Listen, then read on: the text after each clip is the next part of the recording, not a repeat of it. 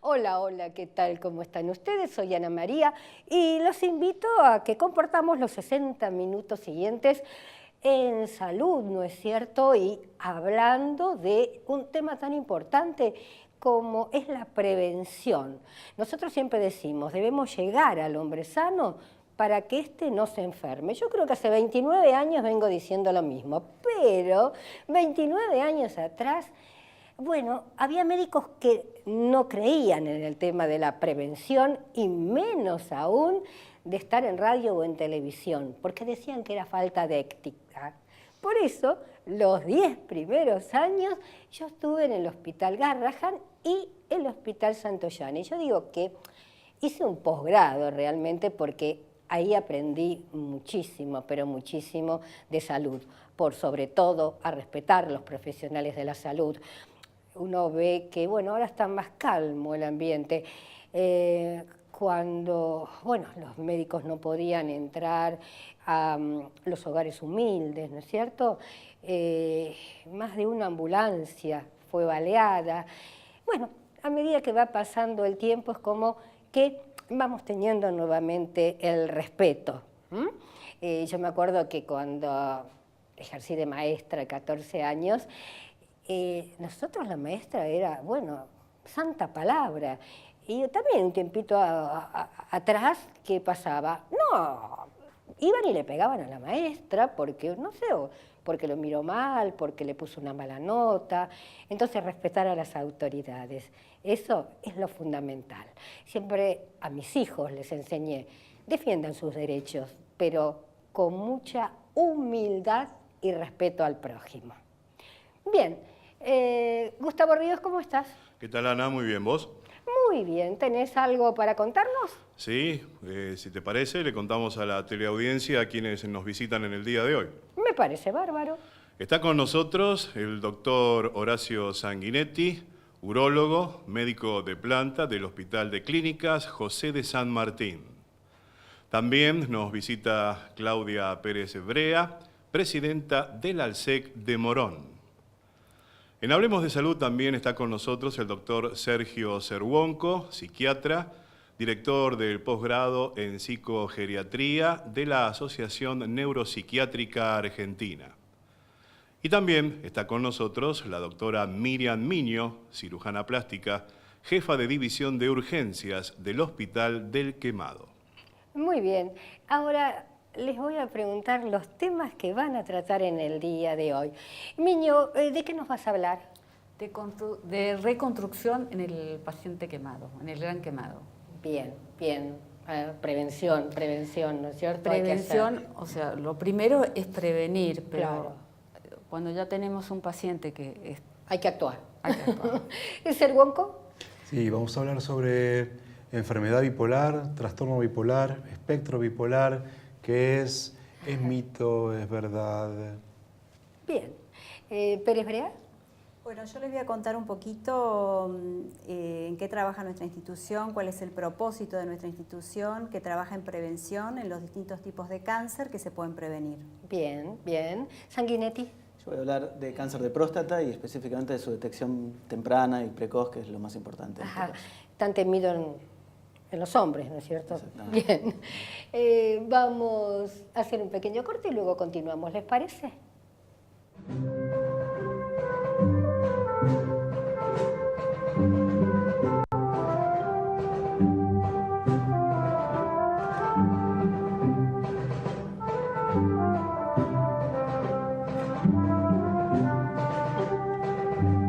Aquí y Ahora Producciones presenta Hablemos de Salud. 29 años al servicio de la medicina preventiva. Conduce la periodista médica Ana María Forte. Bien, programa de lujo. Los temas los pidieron ustedes. Bueno, el doctor Sanguinetti adelantó el tema cáncer de próstata. Y de pronto Sanguinetti, cuando a una mujer le dice, bueno, hay que ir al ginecólogo, vamos como a ir a mirar vidrieras. Pero cuando al hombre le dicen, tiene que ir al urólogo, no le gusta nada. Sí, hay mucho mito, hay mucho miedo. que es más bien psicológico, no sé cómo llamarlo, porque la mayoría, si uno les preguntara si desearan tener un diagnóstico temprano, te dirían que sí, pero cuando hay que pasar al temido tacto rectal, muchos prefieren no ir al urólogo perdiéndose esa posibilidad. Totalmente. Y es más fantasía que realidad. Totalmente, es una maniobra mínima que no molesta, prácticamente no genera casi complicaciones ni molestias y realmente permite diagnosticar en forma precoz la enfermedad junto con el estudio de sangre, que es el análisis del antígeno prostático específico, que es fundamental y lo importante es hacerlo en conjunto, porque de esa manera se llega al máximo de chances diagnósticas de un paciente. ¿Y hay una edad determinada como para hacer la primera consulta o revisación? Las guías recomiendan a los 50 años comenzar con los controles, que se hacen una vez por año, salvo en algunos casos puntuales, si uno tiene antecedentes familiares de cáncer de próstata, específicamente de cáncer de próstata, en padre, hermanos mayores, conviene adelantarlo a los 45. Tampoco antes no tiene mucho sentido porque realmente es una enfermedad que aparece a partir de esa edad. En los últimos 15, 20 años, ¿es como que el hombre está más tranquilo, relajado, más desinhibido? ¿Realmente a los 45, 50 van en forma espontánea a hacerse un tacto rectal? Bueno, gracias a mucha campaña que hay de concientización, sí, justamente en septiembre es el mes de la concientización del cáncer de próstata, que es una campaña mundial. Acá en Argentina por ahí no tiene mucha visibilidad, pero en Estados Unidos se le da mucha trascendencia, se hacen maratones, carreras y campañas de detección, obviamente. Y bueno, yo estoy en el Hospital de Clínicas, ahí hemos hecho varias semanas de la próstata, como le llamábamos, que fueron campañas gratuitas y masivas, donde se pudo llegar a una gran cantidad de gente para hacer esta detección precoz. Bien, y con respecto a otros países, ¿cómo se encuentra la Argentina en cuanto a estadísticas? Sabemos que no hay registro de nada. Es complicado, estimativamente... Sí, es complicado establecer las estadísticas. Uno en general traspola a lo que es la población americana, norteamericana, que es donde mayores estadísticas hay, pero el cáncer de próstata es una enfermedad muy frecuente, acá en Argentina también, se estima que es el segundo tumor más frecuente detectado en los hombres y tiene una mortalidad también bastante alta. Es una enfermedad extraña porque algunos casos evolucionan muy mal y tienen alta mortalidad, y otros casos, la mayoría por suerte, son de una evolución paulatina que no le va a generar problemas al paciente. Y, Sanguinetti, ¿hay países que tiene, digamos, un mayor índice por algo en especial? La población en Estados Unidos, la población afroamericana, tienen una mayor estadística de detección de este tipo de tumores. Pero más allá de eso, es una enfermedad en general mundial y de Occidente. Sí. Ahora bien, hace un ratito vos dijiste que también puede ser hereditario, o sea, algunos familiares pudieron haberla tenido con anterioridad. Sí, hay algunos genes que pueden estar alterados, que cada vez más se están investigando. De hecho, ya hay test genéticos actualmente disponibles acá en el país, en Buenos Aires, para poder tener una idea de si un paciente que tiene un PSA elevado puede llegar a tener una enfermedad maligna o no, porque el gran problema del PSA, y por eso es que es discutido también a nivel mundial, es que no es específico de la enfermedad. Es específico de la próstata, pero hay muchos pacientes que tienen el PSA elevado y que no terminan teniendo un tumor. Con lo cual, a veces se realizan un montón de estudios y se genera mucha angustia también al paciente por hacerle un estudio que puede no ser específico de la enfermedad. Y es un poco invasivo, ¿no, el PSA? El PSA en sí no, porque es un examen de sangre, pero luego... Ah, no, yo no pensé que era de sangre. El PSA es un examen de sangre. Bien. El tacto rectal es, bueno, tiene la invasividad esa, pero a partir de ahí, si esos estudios dan mal, bueno, ahí sí se entra en una serie de estudios más complejos que pueden llegar a ser invasivos. De todas formas, el PSA realmente cambió cuando se empezó a implementar, cambió la evolución de la enfermedad, porque antes se detectaban los casos en estadios avanzados y donde ya había poco para hacer, y hoy se permite una detección precoz. El foco hoy en día en realidad está en determinar cuáles de los tumores que se detectan van a ser clínicamente significativos y van a evolucionar, van a necesitar una terapia agresiva sobre el paciente, y que otros tumores que se detectan no van a ser clínicamente significativos. Hay estudios de autopsias donde se estableció, por ejemplo, que en pacientes de 80 años casi el 70-80% tienen focos microscópicos de cáncer de próstata y se han fallecido de otras cosas. Entonces, es verdad que a veces se detecta enfermedad que luego no le va a traer problemas al paciente. Claro. Y, por ejemplo, el tratamiento es como de cáncer de otro tipo de cáncer, con quimioterapia, rayos. Existe un abanico enorme de tratamientos y justamente por esto de su gran variabilidad hay distintas formas. Las formas de tratarlo van desde la cirugía, que quizás es la forma más agresiva, Sí. pero que también es la que mejor éxito tiene y que se plantea en general en individuos más jóvenes. También tenemos la radioterapia, que es un excelente tratamiento, menos invasivo, con alguna chance más de que la enfermedad recurra con el tiempo. Ajá. Y luego hay la posibilidad de la expectancia armada, que cada vez más se está implementando, Sí. que implica no hacer nada, justamente. En algún determinado tipo de tumor uno puede controlarlo, observarlo, armado obviamente, y si esto cambia en su evolución, ahí se hace el tratamiento. Claro, no tan drástico como era No ser tan drástico como hace unos años, porque las complicaciones de las cirugías y de la radioterapia existen y son graves también. ¿Y en cuanto a la esterilidad? Bueno, después de una prostatectomía radical sí se sacan las vesículas, se ligan los conductos. Después de los rayos, en principio no debería haber problema. De todas formas, es una enfermedad en general de individuos mayores que habitualmente tienen ese tema ya resuelto en sus vidas, pero bueno, en algunos casos puede plantearse como... Ajá. ¿Y algún tipo, perdóname, sí? No, sí, la cirugía lo que trae es la impotencia y la incontinencia. Son los dos problemas más grandes que puede tener la cirugía, que de todas formas tiene tratamientos que van desde medicamentos hasta nuevas intervenciones y logran mejorar esto. ¿Hay tratamientos nuevos, medicamentos nuevos en este momento para el Cuando la tratamiento? enfermedad progresa, lo primero que se hace es bloquear las hormonas. Bien. Y luego, si la enfermedad sigue progresando, sí, se están desarrollando cada vez más tratamientos nuevos, distintas moléculas que van avanzando y van permitiendo un mucho mejor control a largo plazo. ¿Tienen tratamiento biológico? Bueno, un tratamiento biológico que... Están que van directamente, digamos, al punto donde está colocado el cáncer y no destruye el resto. Sí, en general estos tratamientos son para enfermedades ya sistémicas y Perfecto. sí hay, por ejemplo, algún tipo de radioterapia que se puede ubicar precisamente donde está. Perfecto. Y también hay avances en cuanto a hacer la cirugía en forma parcial, o sea, no sacar toda la glándula, sino hacer, determinando exactamente el lugar donde está el nódulo, sacar solamente el nódulo o parcialmente la glándula, si bien es una enfermedad en general multicéntrica en la próstata y bueno, esto puede tener algún...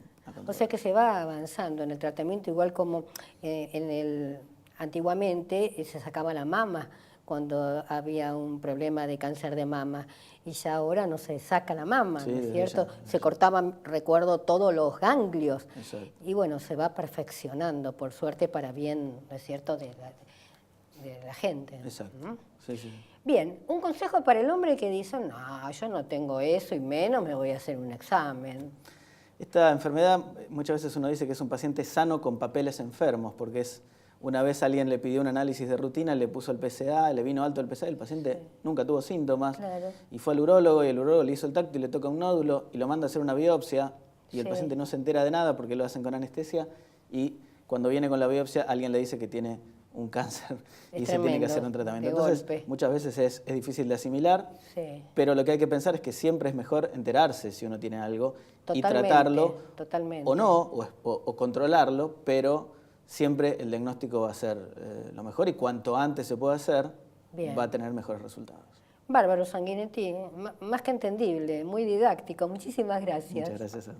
Bien, vamos a hacer un pequeño paréntesis y luego los espero acá. Muy buena realmente la charla del doctor Sanguinetti, ¿no es cierto? Tenemos que tener en claro que no podemos poner, me dirijo al hombre, la cabeza debajo de la tierra, ¿no? Cuanto más rápido uno se entere, más chance de salvarse la vida tiene.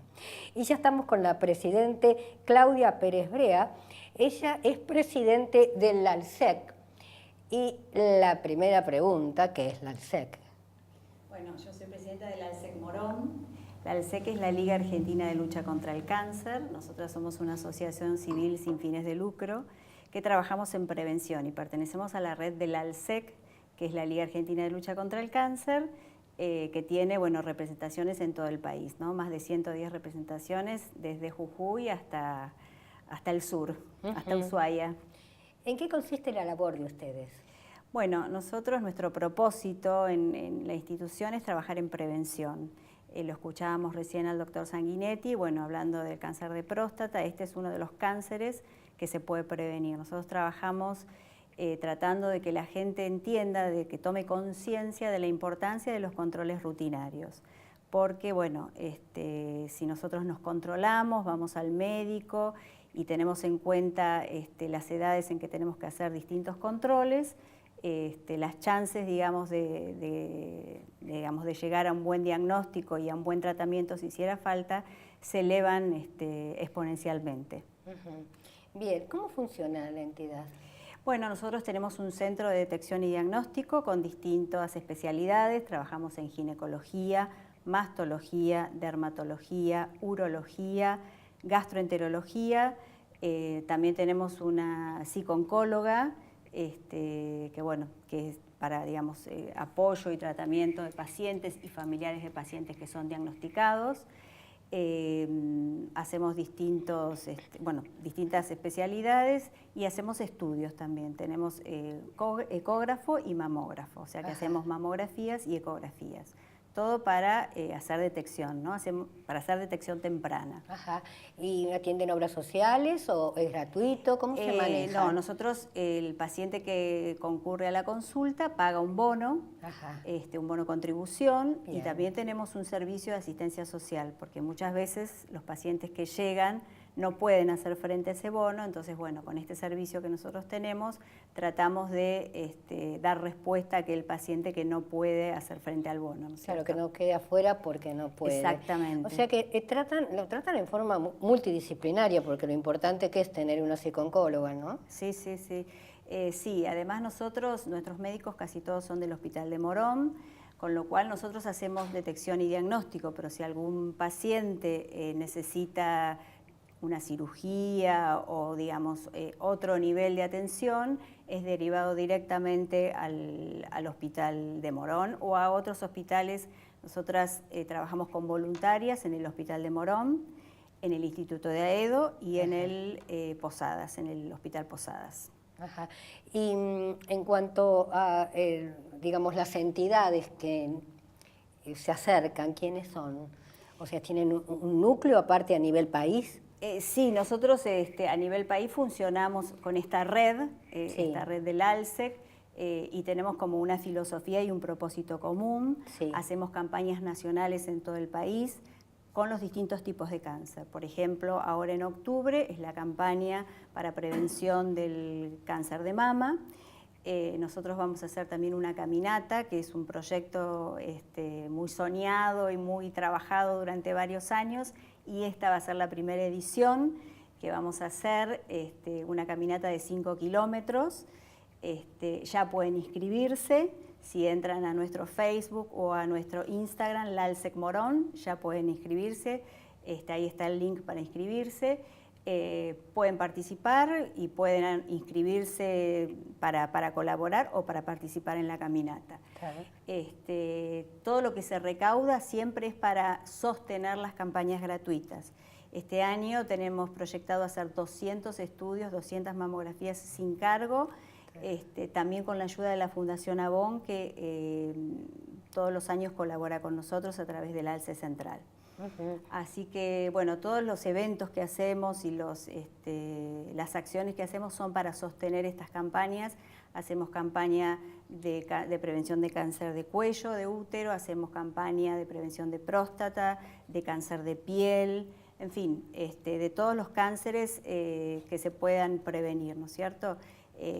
El único que hacemos, el único cáncer, digamos, que hacemos solamente difusión es el cáncer de pulmón, porque no tenemos profesional, no tenemos neumonólogo en la institución, pero bueno, vamos por eso también. Bueno, yo era muy amiga de Rosita Levin y en más de una oportunidad la oncóloga, fue la primera oncóloga argentina y que trajo la medicación testosterona, tamoxifeno, perdón. Y bueno, la ayudaba mucho en las campañas, en las caminatas. Dejó la vida en la entidad, pero hacía lo que le gustaba. Bien, ¿qué podemos agregar? Bueno, podemos agregar la importancia de lo que cada uno puede hacer desde su lugar, ¿no es cierto? Este es nuestro envase y tenemos que cuidarlo. Entonces es importante la prevención primaria. ¿Qué podemos hacer? Bueno, actividad física, tener una dieta equilibrada, digamos con buena alimentación, no fumar, no exponerse al sol en horarios que sabemos que no corresponde, y digamos, consumir alcohol de manera moderada. Todas esas cosas las podemos hacer y vamos a prevenir no solamente algún tipo de cáncer o sino también vamos a tener una mejor calidad de vida. Y a eso es lo que tenemos que apuntar. Y tener muy en cuenta que tenemos que, digamos, a partir de los 50 años, siempre si no hay antecedentes familiares, ¿no es cierto? Hacernos la primera mamografía, los hombres también a partir de los 50 años, si no tienen antecedentes, visitar al urólogo. Bueno, el cuello de útero, o sea, el ginecólogo a partir de los 25 años o a partir de que consideremos que tenemos una vida sexual activa, también podemos visitarlo, es lo ideal, es lo que se recomienda. Sí. Bueno, el cáncer de piel, también hacemos campaña en noviembre, y estar atentos, cualquier signo, nosotros conocemos nuestro cuerpo y cualquier síntoma que nos parezca que es algo inusual o anormal, visitar al médico. Perfecto.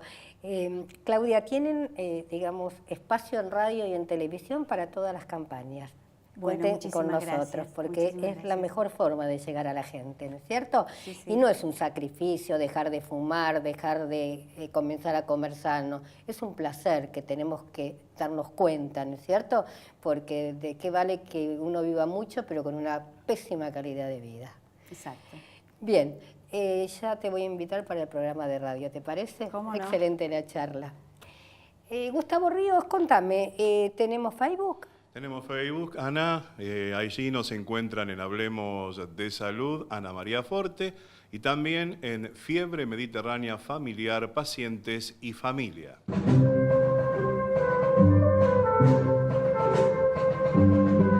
Bien, como dijo Claudia, prevención, prevención, más prevención. Es lo único que mejora nuestra calidad de vida. Y ya estamos con un gran amigo de muchísimos años, el doctor Sergio Cerguonco. Con él vamos a hablar de bipolaridad.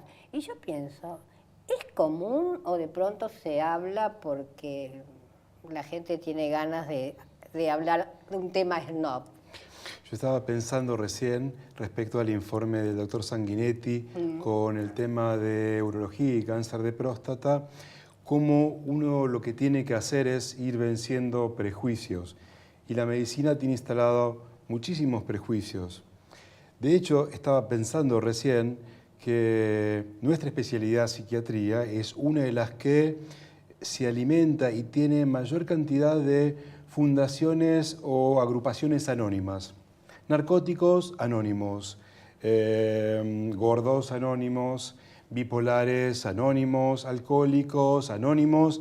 No conozco si existen los prostáticos anónimos, pero por eso digo que me parece que Tenemos que superar muchas veces la vergüenza que da tener una enfermedad y acto seguido tener una enfermedad que afecta nuestro comportamiento y nuestra capacidad para decidir. El desorden bipolar, la enfermedad bipolar, no es un esnobismo, es una enfermedad de vieja data, descrita hace más de 100 años. Primero se la bautizó como psicosis circular o enfermedad maníaco-depresiva, porque daba cuenta de lo que es el acelere como la manía y la fase depresiva, y después se le fueron encontrando de alguna manera descripciones más amables, que es decir, enfermo bipolar ya, digamos, también tenía su peso, y desorden o trastorno bipolar o espectro bipolar. De hecho, no es un esnobismo, la cultura actual favorece mucho la aparición de este desorden porque fuerza la cultura actual a extremos. Extremos en el rendimiento, vinculado a estrés, mala calidad de sueño, mucha exigencia en el trabajo, consumo de sustancias, y entonces en esa situación los desórdenes bipolares tienen una predominancia muy importante. Tienen prevalencias a nivel regionales, según donde uno esté viviendo, sino en regiones más cálidas o en regiones más frías, van a aparecer presentaciones determinadas, en regiones más frías probablemente en fases depresivas, y en regiones más cálidas de gente que fácilmente se acelera, pero no es un esnobismo, si bien es cool y snob decir qué bipolar que soy. Exacto. ¿Y esto puede llegar a aparecer a una determinada edad o no tiene edad? Hay una mayor prevalencia entre la adolescencia y los 25 años. Ajá. Según estadísticas, pueden variar entre 0,3% al 7% de la población. Pero no tenemos que tener un prejuicio respecto a qué edad puede aparecer. Trastorno bipolar puede tener un niño de 7 años, y lo puede tener un viejo de 80. O sea que no hay una edad excluyente. Tenemos edades excluyentes, por ejemplo, para enfermedad de Alzheimer. La enfermedad de Alzheimer es una enfermedad de la vejez. No hay demencia presenil. La demencia es de los viejos. En cambio, el trastorno bipolar es de predominio e inicio en la adolescencia, porque nuestro cerebro en la adolescencia tiene un torbellino de desarrollo neurohormonal. Existen migraciones de neuronas y cómo se va acomodando el cerebro, en donde es mucho más probable la aparición de patologías psiquiátricas, esquizofrenia, trastornos bipolar. Es la edad en donde los adolescentes tienen más experimentos, consumen sustancias, consumen drogas, y entonces es mucho más probable que alguien frente a una situación de frustración no la tolere y tenga el primer episodio depresivo. ¿Y cómo es, por ejemplo, cómo pasás de la depresión a, digamos, el estado contrario? Existen lo que se llaman ciclos rápidos y ciclos lentos. Bien. Existen personas que como ciclo rápido necesitamos que a lo largo del año hayamos tenido 4 cambios concretos y manifiestos en el estado de ánimo. Todas las personas tenemos un cambio de ánimo normal, no somos un agua de estanque, o sea, tenemos variaciones en nuestro estado de ánimo, pero cuando verdaderamente implica que bajamos nuestro rendimiento, sea laboral, sea escolar, nos retraemos y entonces tenemos lo que sería la fase depresiva, o al contrario, empezamos a acelerarnos en alguna faceta de nuestra vida. Mayor consumo de alcohol, mayor consumo de sustancias, mayor consumo de dinero, mayor digresiones sexuales, más de algo, más persecuta, más algo sucede en lo cual tenemos más de algo. Ese más de algo no es un evento normal. Y ese evento puede ser espontáneo, no necesariamente tiene que haber un trauma. Los médicos, los psicólogos dicen, tenemos que buscar el trauma original que lo provocó. Y como es un hecho biológico, es llamado la diabetes del estado de ánimo. La diabetes, existe situaciones traumáticas, pero no necesariamente tenemos que haber tenido una situación de estrés para tener diabetes. No tenemos que tener estrés para que nuestro ánimo empiece a subir y bajar. Es cierto que es mucho más fácil si hay un desencadenante, pero no tenemos que ir a buscar, como la película El Príncipe de las Mareas, cuál fue el desencadenante original. Puede suceder en forma espontánea. Dicho esto, muchas veces el primer episodio de acelere ocurre cuando los profesionales no piensan en que puede suceder esto, ven a alguien con depresión, dicen, te doy el antidepresivo. Claro. Ok, te di el antidepresivo, empieza a mejorar, va para arriba, va para arriba, va para arriba, va para arriba, y ahí es una arriba que no es normal. O al contrario, no mejora, te agrego un poco más de antidepresivo, no mejora, te agrego un poco más, te agregué la última dosis y con la última dosis alta es donde empecé a subir, bajar, subir, bajar, subir, bajar. Estamos hablando de que es posible hasta un 7% de la población. Pues mucho. O más. Con lo cual, estamos hablando, somos 40 millones, son 7 por 4, 28, 3 millones de habitantes. ¿Es posible menos? Por ejemplo, Italia tiene en su último censo de 60 millones de habitantes, casi 1 millón de habitantes con desorden bipolar.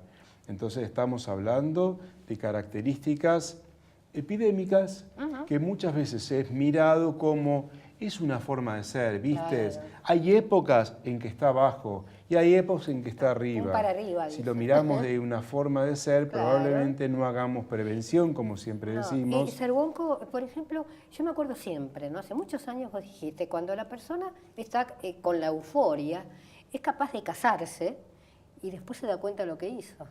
Es capaz de casarse, es capaz de vender su patrimonio, es capaz de generar los mejores negocios. Sí. Ahora, existe la suerte o la habilidad que tienen unos pocos, que es como mantenerse en un grado de lo que llamamos hipomanía, ese grado de eficacia previo al desbarranco. Bueno, hay pocos elegidos que lo logran. Sí.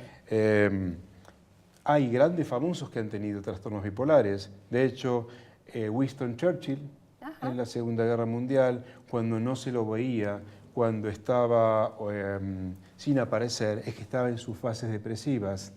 Él llamaba a su estado de ánimo el perro gris, aquello que lo acompañaba como algo que lo aplastaba. Sí. Y cuando salía a dar sus mayores discursos, aparecía convenciendo a la población que con ollas de aluminio iban a fabricar cañones para vencer al eje. Con lo cual existe esa fase alta con el mejor rendimiento, pero son los que muchas veces pueden llegar a perder absolutamente todo. En cuanto al tratamiento, vos dijiste que obvio que no es de hoy para mañana, ni mucho menos, pero ¿se puede regular con una medicación? Se puede estabilizar con una medicación, con acompañamientos terapéuticos, con lo que uno llama psicoeducación.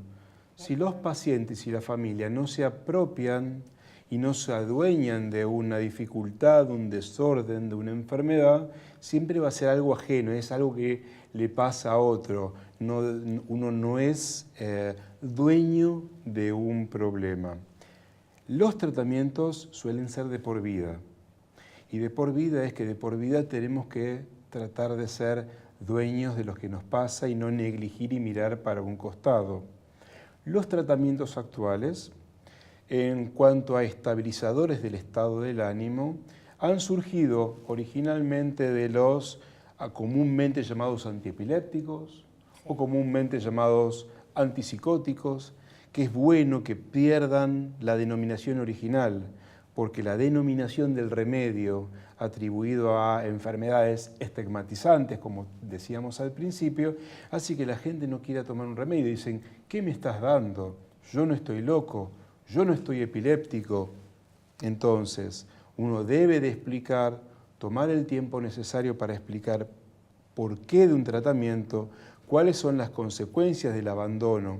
Y tenemos que evitar lo que se llaman ciclos ultradianos, cuando ponemos y sacamos un tratamiento, corremos el riesgo de que las personas, en vez de tener 2 cambios al año o un cambio cada 2 años, tengan 10 cambios al año. Y no es posible establecer una calidad de vida sin un tratamiento sostenido. Ahora, Cervonco, por ejemplo, cuando pasa de un estado al otro, ¿hay un tipo de cambio de personalidad o no? En realidad lo que vemos es que alguien que tenía un rasgo normal, y llamémosle normal, no soy quien para decir y establecer la normalidad, es posible que de un día para el otro lo que estaba fantástico deja de estar bien. Y la persona puede tener días oscuras, y días de ruina, y días de muerte, con pequeños cambios, con cosas mínimas, sentirse culpable de los peores males de la humanidad, y así como sucede, de un día para el otro, tener el optimismo máximo y de ser candidatos a ganar el premio Nobel o la presidencia del mundo. Bien, la última pregunta. ¿Es fácil diagnosticarlo? No es fácil diagnosticarlo porque los profesionales muchas veces nos beneficiamos de los errores ajenos. En realidad, como decíamos, psicosis circular es una enfermedad que va desarrollándose a lo largo de años. Entonces, cuando vemos la primera vez, la segunda vez, la tercera vez, ya varios cometieron el error o no el error. Varios simplemente se encargaron de ser los que al principio no vieron la primera vez. Si yo no veo la primera vez, ¿cómo me voy a encontrar con la octava para hacer un diagnóstico? Entonces uno tiene que traer un manto de piedad sobre aquellos colegas que no hayan hecho el diagnóstico al principio, porque no es posible. Sí, tener mucha precaución al indicar un fármaco prevalentemente en adolescentes, que son los que más rápidamente con un antidepresivo pueden tener ideas de muerte o ideas suicidas, digamos más concretamente, y ilustrar a la gente que a lo largo del tiempo equipo que gana no se cambia, y si con caldo lo estás curando, caldo síguele dando. Genial, para cerrar.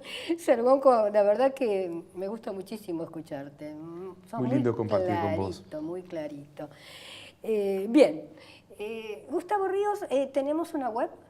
Tenemos página web, ella es www.hablemosdesalud.com.ar. Y ahora quiero escuchar ese informe, por favor, adelante. La diabetes es una enfermedad de por vida que se caracteriza por elevar el nivel de azúcar en sangre. Tenemos la tipo 1, donde el sistema inmunitario del cuerpo ataca y destruye las células que producen insulina. La tipo 2 es aquella que no permite al organismo la producción de suficiente insulina o las células del cuerpo no reaccionan ante ella. Este tipo de diabetes es la más común.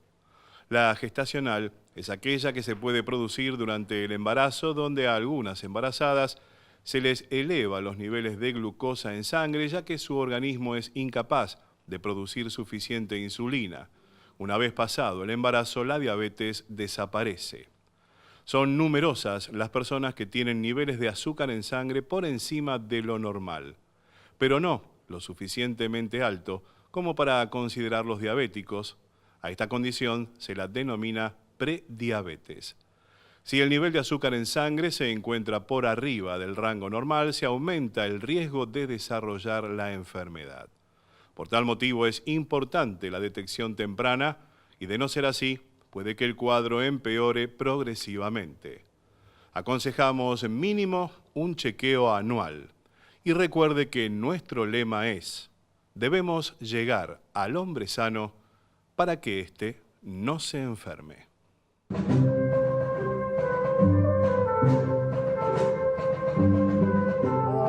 Muy interesante todos los temas, ¿no es cierto? El doctor Cervonco, bueno, es un especialista en la materia. Estamos ya con la doctora Miriam Miño. Ella es cirujana plástica y, bueno, ya fue presentada. Nos va a hablar especialmente de la cirugía reparadora en el quemado, que realmente se habla, pero nunca se dijo lo que van a escuchar ahora con ejemplos, ¿no es cierto? Que es lo que de pronto más nos queda en el cerebro. ¿Es así? Sí. Y primero quiero explicar que al quemado se lo trata con piel solamente con la superficie de la piel, que son los injertos. Entonces los injertos retraen, no dejan flexibilidad y dejan marcadas cargas funcionales, o sea, puede ser un cuello congelado, puede ser una axila congelada, puede ser un hueco popliteo congelado, y esos necesitan sí o sí ser reparados. Pero vamos a hablar un caso de que tenía todo. Se quemó la cara y toda la parte de tórax y abdomen. ¿Qué edad tenía? 18 años cuando se quemó. Este chico cuando se termina, porque hubo que injertar toda la cara. ¿Y qué le pasó? Iba con el tío y dieron vuelta en el auto. Se incendió y a él no lo pudieron sacar. Sacaron al hermano más chico y el tío murió. Este muchacho quedó con la cara destruida porque era todo injerto y quedó con una pequeña banda de pelo, así directamente, o sea, nada de cabello. Entonces, una vez que salió de su peligro de vida, empezamos con expansores. Entonces, hubo 3 expansiones para que tuviera pelo en toda su extensión. Después había que reparar, entonces cada vez que se iba reparando, reparaba el ojo y me daba cuenta que faltaba el arco de la ceja. Se reparaba la nariz y me daba cuenta que tenía una osteomía, que había que reparar el labio, que había que reparar el mentón, que había que reparar todo el cuello y había que avanzar colgajos y unirlos para que eso quedara la forma de la mandíbula y no una cosa así, tipo pavo, digamos. Claro. Es directamente una escultura. Es una escultura. La cirugía reparadora, para mí, dentro de nuestra especialidad, que tiene muchas opciones, la cirugía reparadora es la más bella para mí, porque ahí uno realmente usa su imaginación, no usa libros, porque cada uno de los cirujanos que hacemos cirugía reparadora podemos escribir un libro propio. Exacto. Realmente es muy bella la cirugía reparadora. Y bueno, después de 42 cirugías, y esos, les cuento, aparte el chico perdió la segunda y tercera falange, entonces hubo que profundizar el metacarpo para que él pudiera tener falanges, porque manejaba muy bien la computadora. Él al principio no sentía los cambios y estaba muy deprimido y todo, hasta que un día encontró una foto de cómo era antes. Y ahí en Navidad se pusieron todos felices. Y ya después él empezó, y el trato era, él me avisaba cuándo dejaba de reparar, cuando él ya se sintiera bien. La última cirugía fue reconstruirle una oreja y la otra no quiso, dijo, prefiero dejarme el pelo largo y ponerme una prótesis. Bueno, este chico, 18 años, que no tenía expectativa de vida, es un veterinario, maneja la computadora, que es extraordinariamente, con esos deditos que tiene, que realmente, y es un orgullo para uno porque realmente uno lo vive con el paciente. Y Miriam, dijiste 40 operaciones. 42. 42 operaciones. Sin contar las de cirugía, cuando estuvo internado por quemado. La primera. ¿Cuántos años estuvo? Y hasta los 25. Ajá. Hasta los 25. Mientras se estaba reparando, él entró a la facultad y bueno, se recibió y ahora está trabajando en Córdoba. Muy buen veterinario, sí. Y esas cosas realmente son las que te reconfortan. Por las ejemplo, que reconfortan. ¿Y en niños tuviste casos Sí, de niños? sí, y los motivos, porque ahí hay que apuntar a la prevención. ¿No? ¿No? La prevención es que hay colegas que hacen quemados solamente. Esto no es una crítica, claro, porque uno puede optar por muchas de las especialidades que hay en cirugía plástica y que cuando hay alguna cosa que es funcional, que hay que repararla, hay que enviarla a un cirujano plástico que haga reparadora. Por ejemplo, me llegó un chico 7 añitos, aterrado porque la madre lo tuvo que curar en la casa, era de Catamarca, y venía, no podía caminar, venía con el hueco popliteo así. Bueno, le reparé el hueco popliteo, fueron 5 o 6 cirugías directamente, y el chico, ¿cómo empezó a querer la cirugía plástica? Porque podía jugar fútbol. De no poder caminar, empezó a jugar fútbol. ¿Y qué le pasó? Se quemó, pero no fue bien atendido, no, en un centro de quemados. O sea, lamentablemente un quemado no puede ser atendido si no es por un especialista en quemados. De entrada. De entrada. Y lo ideal sería que el especialista en quemado siga su propia reparación, porque es muy fácil, porque el paciente tiene mucha confianza, o sea, se apega, uno ya pasa a ser hasta como el psicólogo del paciente. Entonces, al tener esa conexión, ellos van muy tranquilos al quirófano, porque a uno lo miran, uno está con la mano del chico, le da un beso, si es un adulto lo ve que uno anda dando vuelta, y ellos quieren seguir. La mirada del médico cura. Exactamente. El cariño, que por sobre todo. Y, por ejemplo, vos dijiste que hay que tener cuidado de, a dónde uno va. Sí. Y también, vamos a suponer que está en la cocina y se le cae agua hirviendo, que es lamentablemente lo más común. Es lo más común. Es lo más común. Es lo más común. ¿Qué tiene que hacer la madre en ese momento? Porque capaz que empieza a ponerle cosas o a desesperarse y... No, inmediatamente, y sobre todo contra más chico es, porque la cabeza tiene mucha superficie. Por ejemplo, en un año es 18%, ya es grave. Si no se lo hidrata, directamente ese chico puede morir. Entonces, a menor edad, con agua caliente hay que salir corriendo, más que nada por todo el desequilibrio hidroelectrolítico que se produce en una quemadura de porcentaje alto, como el de un chico. Y no ponerle nada porque nos perjudica a nosotros después cuando tenemos que lavarlo y ponerle los antibióticos que corresponden.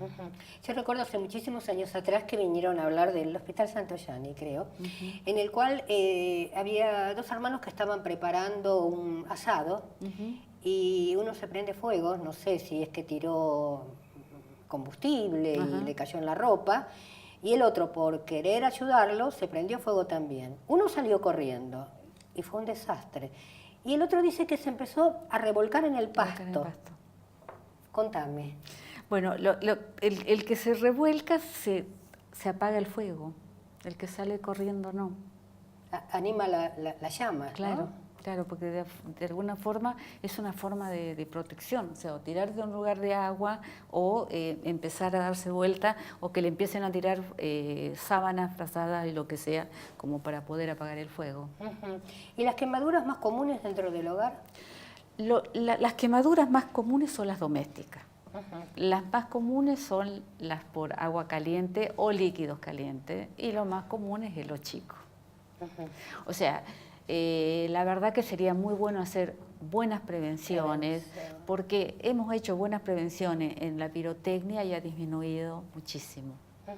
Pero no estamos haciendo buena prevención en cuanto al tipo de quemadura más común, que es el doméstico. Claro, la sartén, sabemos que el mango no puede estar nunca para afuera. La sartén, los cables pelados por ahí, que en algunas partes todavía existen, y que los chicos tocan todo. Tocan enseguida, todo lo que no conocen quieren tocar para conocer. Exacto, no dejarlos entrar cuando se está usando el horno, es muy... Las manitos, cuántos chiquitos vimos en el Garrahan. Claro. Sí, y aparte que son quemaduras profundas, y algunas hay que repararlo porque quedan manos en garra. Bien, un consejo. Un consejo, la verdad que sería la prevención, o sea que realmente no llegar a quemarse, porque la quemadura, la piel es nuestra identidad, y en un momento tan estético que estamos viviendo, una persona que no tiene acceso después a la reparación puede llegar a una depresión que no salen, Totalmente. se encierran. O sea, no tienen una buena calidad de vida o no la recuperan. Bien, y sabemos que es el órgano más grande de nuestro cuerpo. Es el órgano más y no grande. es un envoltorio. No. Entonces lo tomamos como, y bueno, me quemé, no importa, ¿no? Y esa infección, esa, Perdemos la quemadura barrera. se puede infectar, Claro, ¿no es cierto? perdemos la barrera de y ahora que se habla tanto de la bacteria, Sí. esa bacteria la tenemos nosotros en la piel. Entonces también puede entrar en la quemadura. Pero, perdóname, ¿qué dijiste? Ahora que Estamos hablando de tanto del estreptococo, que también, Sí. o sea, estreptococo, estafilococo, pseudomonas, son muy comunes en la quemadura. Lo que pasa es que nosotros estamos atentos a cultivos, a vigilancia, a infectología, cambio de catéter, o sea, entonces todo eso nos lleva a que el paciente, cuando está en condiciones de salir, sale. Si es Sí. muy grande la quemadura o Sí. tiene enfermedades agregadas, ya es más difícil. Mira, me diste un pie lindo. Porque yo hoy había citado también a una infectóloga, ¿no es cierto? Porque nos caracterizamos, no sé si todos los países igual, en no entender las palabras, ¿tá? Porque no nos las explican. Exactamente. Porque están todos desesperados a través del Facebook y todas las vías que tenemos para enloquecernos la cabeza, en que estamos en alerta sanitaria. Entonces hay que explicar qué es Claro. una alerta sanitaria, ¿no es cierto? claro. Es para que, digamos, el gobierno de la ciudad o la Secretaría o Ministerio de Salud van a tomar los recaudos necesarios por si hay más casos, porque Claro. que muera una persona o un niño es algo horrendo, ¿no es Es cierto? Bueno, pero por una o dos muertes no es que están todos con el estreptococo. Entonces están todos enloquecidos. ¿Qué hacen los padres? Agarran a los chicos por un simple resfrío, los llevan al hospital. Y los hospitales, las salas de guardia que yo vi, están atascadas. Entonces se van, o sea, el chico que entró con un resfrío se va con cualquier otro virus, otro problema mayor seguramente.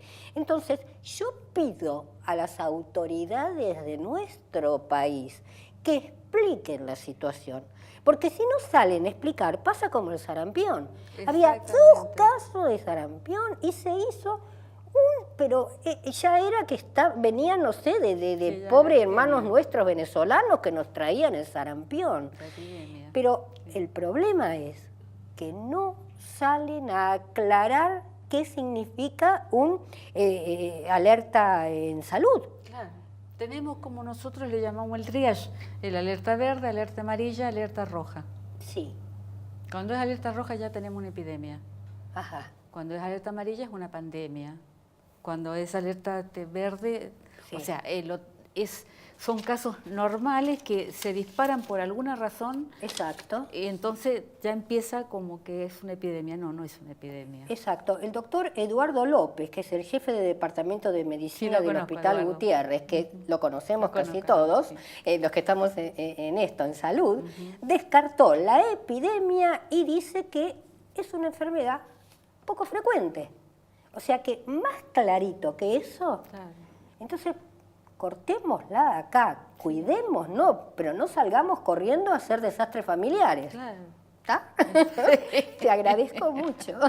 Excelente la charla, los ejemplos, no nos olvidamos. Bueno, muchas gracias. Bien, Gustavo Ríos, por favor, ¿tenemos mail? Tenemos email para que ustedes, los que nos están viendo, puedan comunicarse con nuestra producción. Hablemos de salud@hotmail.com. Bien, magnífico programa, realmente los temas todos muy buenos y los profesionales muy, pero muy claros. Tenemos que, todos dicen lo mismo, prevenir, prevenir y prevenir. Yo agradezco muchísimo la presencia de ustedes. Desde ya los voy a invitar para la radio y para próximos programas. Para mí es un lujo haberlos tenido a ustedes hoy en el programa. Muchas gracias. Con respecto a la audiencia, bueno, ya dijimos bastante, ¿no es cierto? No llevemos a los chicos corriendo al hospital, hagamos todo pausado, que una fiebre no es un estreptococo. por favor, cuidémonos entre nosotros. Y ¿qué más puedo decirles? Nada más, porque el señor director me dijo nada más. Así que los espero la próxima semana en este mismo horario. Chau, chau.